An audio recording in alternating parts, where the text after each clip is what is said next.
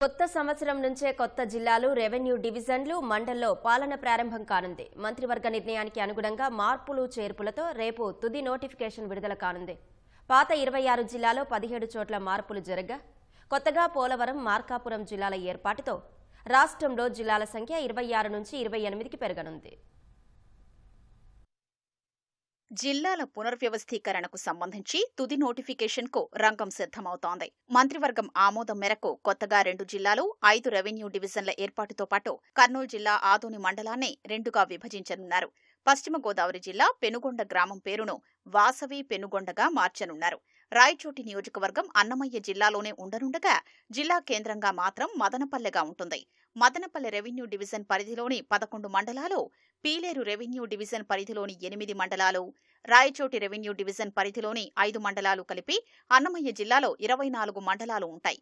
మార్కాపురం జిల్లా 21 మండలాలతో ఏర్పాటు కానుండగా, ఇందులో మార్కాపురం రెవెన్యూ డివిజన్ నుంచి 15 మండలాలు, కనిగిరి నుంచి 6 మండలాలు ఉంటాయి. అనకాపల్లి జిల్లాలోని యలమంచిలి, రాంబిల్లి, అచ్యుతాపురం, నక్కపల్లి, పాయకరావుపేట, కోటౌరట్ల, ఎస్ రాయవరం మండలాలతో అడ్డరోడ్డు రెవెన్యూ డివిజన్ ఏర్పాటు కానుంది. ప్రకాశం జిల్లా అద్దంకి, బల్లికురవ, సంతమాగులూరు, జే పంగలూరు, కొరిసెపాడు, ముండ్లమూరు, తాళ్లూరు, దర్శి, దొనకొండ, కురిచేడు మండలాలతో అద్దంకి రెవెన్యూ డివిజన్ రానుంది. అన్నమయ్య జిల్లా సదుం, సోమల, పీలేరు, గుర్రంకొండ, కలకడ, కిలికిరి, కంభంవారిపల్లి, వాల్మీకిపురం మండలాలతో పీలేరు రెవెన్యూ డివిజన్ రానుంది. శ్రీ సత్యసాయి జిల్లా మడకసిర, గుడిబండ, రోళ్ల, అమరాపురం, అగలి మండలాలతో మడకసిర రెవెన్యూ డివిజన్ ఏర్పాటవనుంది. నంద్యాల జిల్లా బనగానపల్లి, అవుకు, కోవెలకుంట్ల, సంజామల, కొలిమిగుండ్ల మండలాలతో బనగానపల్లె రెవెన్యూ డివిజన్ ఏర్పాటు కానుంది. ఆదోని మండలాన్ని 2గా విభజించి ఆదోని 1లో 29, ఆదోని 2లో 17 గ్రామాలు చేర్చారు. ఇక పునర్విభజన వల్ల జిల్లాల్లో కొన్ని మార్పులు చోటు చేసుకున్నాయి. రైల్వే కోడూరు నియోజకవర్గం అన్నమయ్య జిల్లా నుంచి తిరుపతి జిల్లాలోకి చేరుతోంది. ఆ నియోజకవర్గంలోని కోడూరు, పెనగలూరు, చిట్వేలు, పుల్లంపేట, ఓబులవారిపల్లె మండలాలు తిరుపతి రెవెన్యూ డివిజన్లో విలీనం కానున్నాయి. అన్నమయ్య జిల్లాలోని రాజంపేట కడప జిల్లాలోకి మారుతోంది. రాయచోటి, సంబేపల్లి, చిన్నమండ్యం, గాలివీడు, లక్కిరెడ్డిపల్లె, రామాపురం మండలాలతో కూడిన రాయచోటి రెవెన్యూ డివిజన్ మదనపల్లె కేంద్రంగా ఏర్పాటయ్యే అన్నమయ్య జిల్లాలోనే ఉంటుంది. తిరుపతి జిల్లాలో 10 మండలాలతో కూడిన రెవెన్యూ డివిజన్లు మార్పులు, చేర్పులు చేశారు. గూడూరు, చిల్లకూరు, కోట మండలాలతో కూడిన గూడూరు రెవెన్యూ డివిజన్ను నెల్లూరు జిల్లాలో కలిపారు.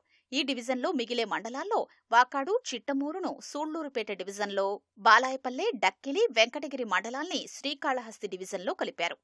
కలువాయి మండలం ఆత్మకూరు రెవెన్యూ డివిజన్లో రాపూరు, సైదాపురం మండలాలు నెల్లూరు డివిజన్లోనే కొనసాగనున్నాయి. కందుకూరు రెవెన్యూ డివిజన్లోని కొండాపురం, వరికుంటపాడు మండలాల్ని నెల్లూరు జిల్లాలోని కావలి రెవెన్యూ డివిజన్లో విలీనం చేస్తున్నారు.